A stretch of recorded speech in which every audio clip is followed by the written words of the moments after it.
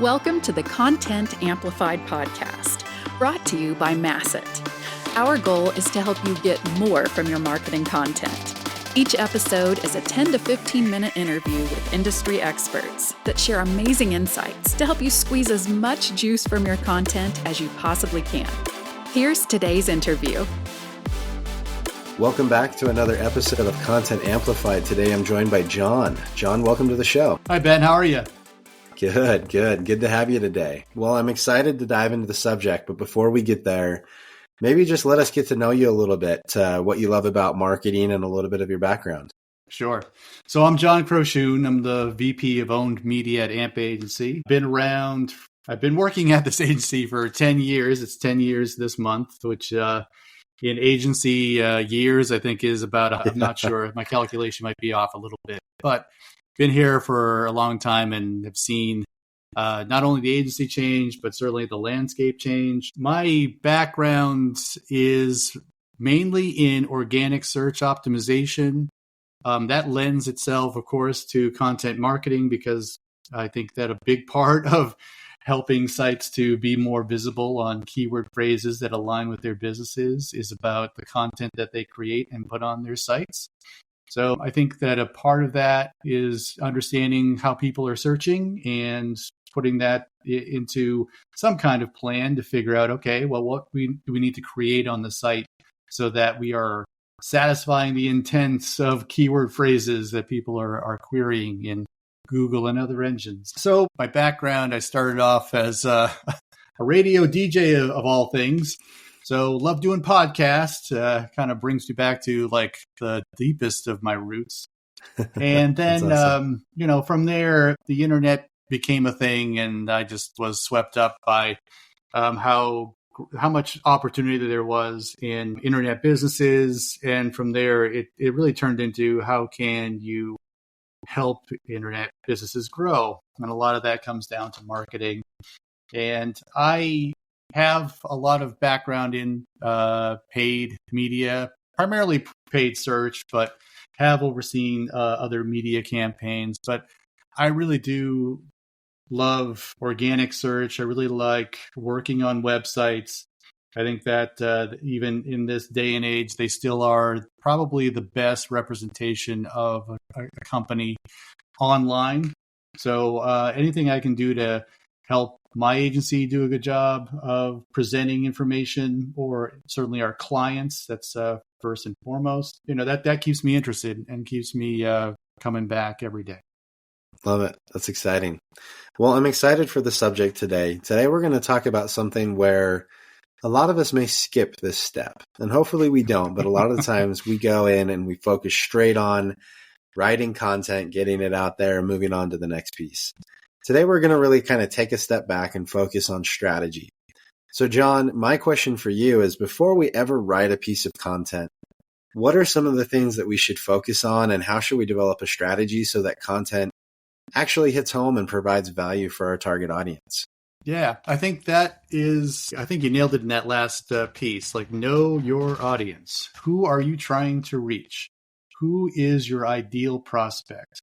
What are their pain points? I think just even asking those questions. And at the same time, another track is, who are we? What do we have to offer? How can we best align those two things? So something that I always keep in mind is, what does the audience uniquely crave that we uniquely provide as a business? I think that if you can answer that compound question, then I think you're on your way to starting your content strategy. And so to me, I think, it's funny how many clients I work with that, you have to get a bunch of leaders in a room and say, okay, who are we? Well, you guys should probably decide what that is first. Yeah. But once that's decided, then it's all about, well, who are we trying to reach? Who are we trying to convert from prospects into customers? Having an understanding of who your audience is probably the first step. And that's, once you get that down, then you say, okay, what are their pain points? What are some things that they have challenges with that are aligned with our service or our product or whatever we have to offer as a business. And then you can probably start listing those out from, your own experience with current customers. Or, I think that to me, there's probably an alignment between marketing and sales. The people who are out there trying to get conversions or trying to, win business, trying to sell business, they have a good understanding of who you're trying to reach, and talking with them makes creating a buyer persona probably a lot easier. I think marketing types, they use all their analytical tools. They use their audience tools to figure out, all the tenets of who we're trying to reach and their behaviors and all of that. But sometimes there's some nuanced information that you can't see from tools. And I think those things can help refine your content strategy even further and probably make it more effective too. So pain points is one thing. I think that, to me, sort of the idea of, the conversion funnel, maybe there's a chance that someone doesn't know who you are, and there's educational topics that the prospect may have. It may not be like a pain point, but it may be, I'm trying to figure out this issue that I'm having, or I'm trying to learn more about something that is also aligned with the business. So trying to figure that out, I think that helping clients or, even my own agency to understand how we can share our expertise and knowledge to educate, prospects on certain topics, on relevant topics. I think that helps not only that kind of top of the funnel awareness thing for content strategy, but also, kind of positions us as a thought leader, or company as a thought leader, build trust, that sort of thing. I think on that informational content thing, I think trying to figure out if there are people in-house that can speak with authority about trends and insights into maybe points within the industry that your company's in. I think that is something that's can be topical. It can also turn into evergreen, especially if there's trends that can be updated year over year. I think that's another thing to keep in mind.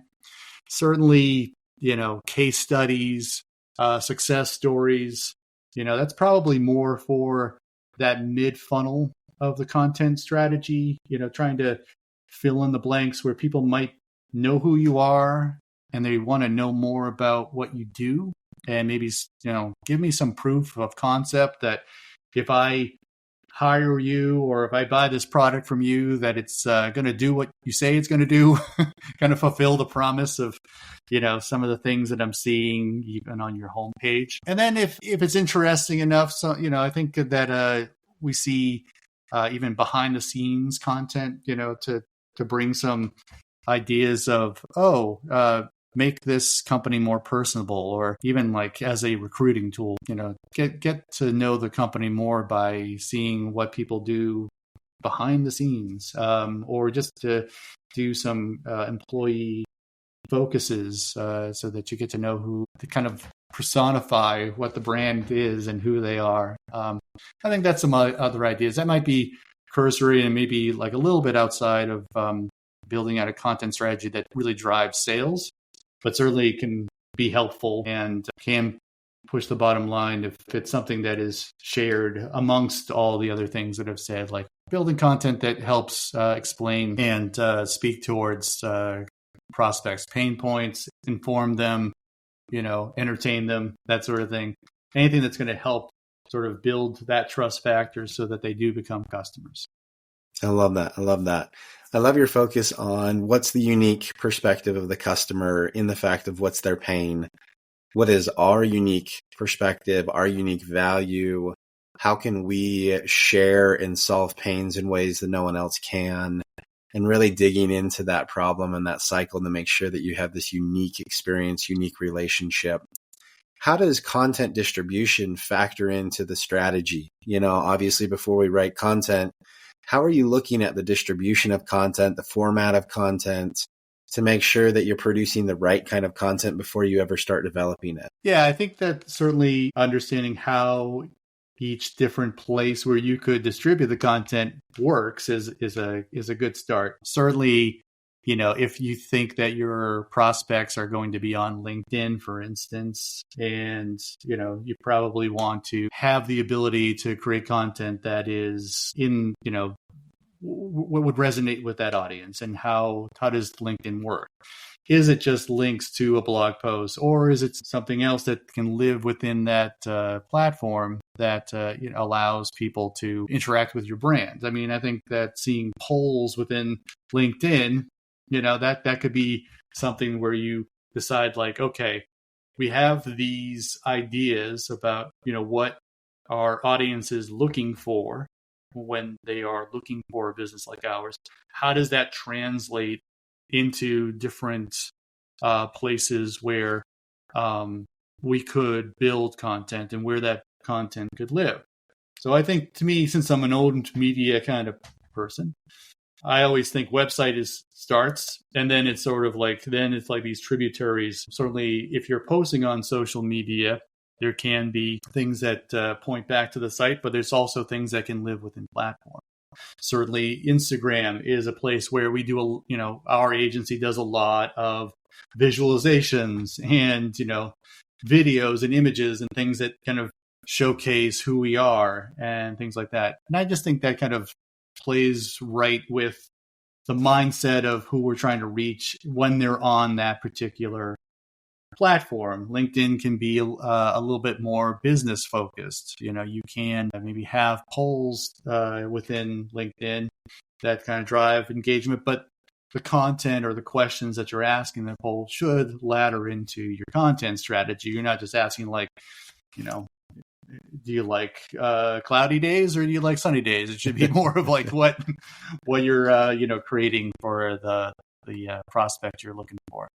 So I think that's really, that's probably once you have that idea of, like, okay, I think we have our buyer persona sort of created and we know how we're going to build content, then it's sort of like, okay, what's the plan for this particular channel? What's this platform? How does that kind of manifest itself into what we think the mindset is for the prospect within that platform? And also, what content do we think is going to resonate the best or get the most engagement for the people we're trying to reach? I love that. Yeah, one thing I like to think of with each distribution channel is I almost treat them all like search engines, right? Like Google is a search engine, but so is Instagram, so is LinkedIn. Yes, people call them social media and things like that, but really at the end of the day, they all have an algorithm.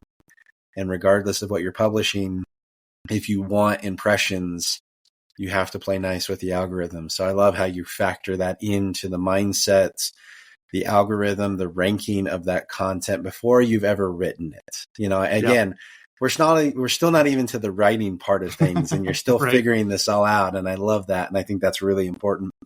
So once you've kind of figured this out, the unique value we can provide, the unique problem that we can solve, the distribution of that content into the right places, the right frame of mind, what are some of the kind of big things you can expect to come out of this? How does content play a role in really developing your business? And really, once you've got that strategy figured out, what can you kind of expect from this machine if you're thinking about it strategically?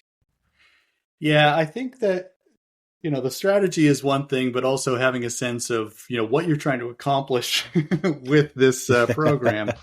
And I think the strategy sort of sets, like, okay, this is what we're going to do, but, what do we think is the outcome is another thing.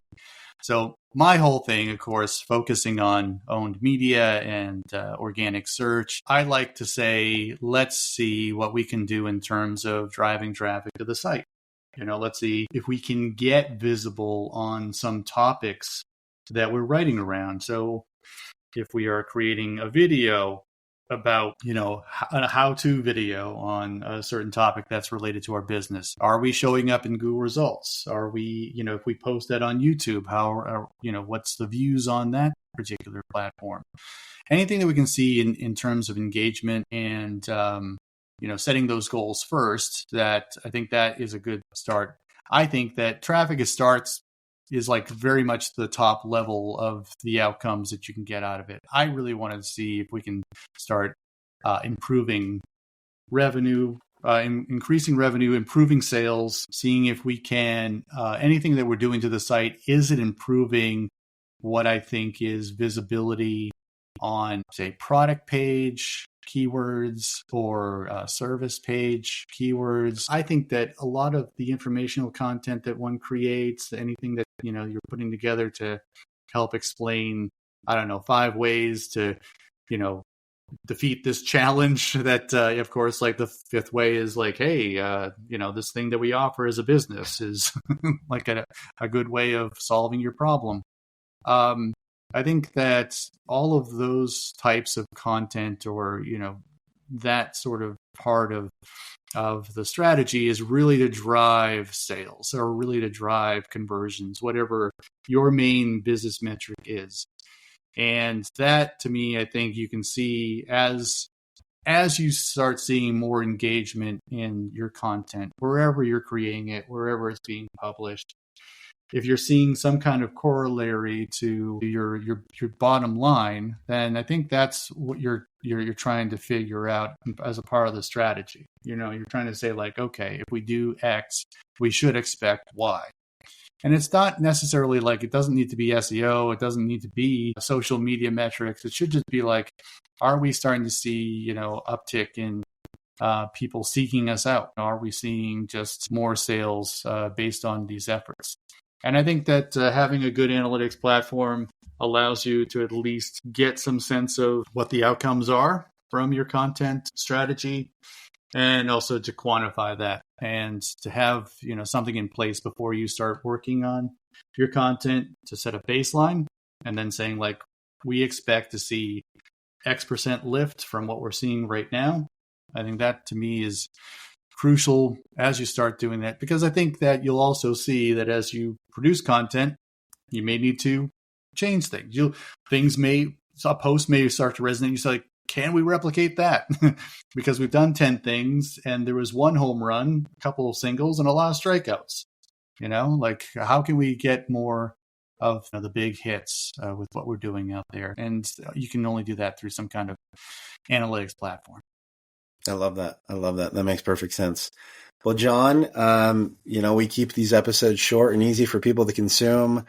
I love it. I love the thought process around the content, the strategy, before we just dive in and create something, really thinking it through and providing value to our consumers. If anyone wants to continue the conversation online, how can they reach out and connect with you? You can find me on my LinkedIn. So John Kroshune, Krochune. I'm the only John Kroshune in the world, so you'll be able to find me on LinkedIn. I also post articles on our blog at ampagency.com. And you can reach me via that. You can reach me via my email as well, jkroshune@ampagency.com. Love it. Again, John, thanks for the time and the insights today. All right, Ben, thanks so much. I appreciate it. Thank you for listening to the Content Amplified podcast. Please subscribe and leave us a review. And for additional ways to get more out of your content, visit our website at getmasset.com. That's getmasset.com. And tune in next time to the Content Amplified podcast.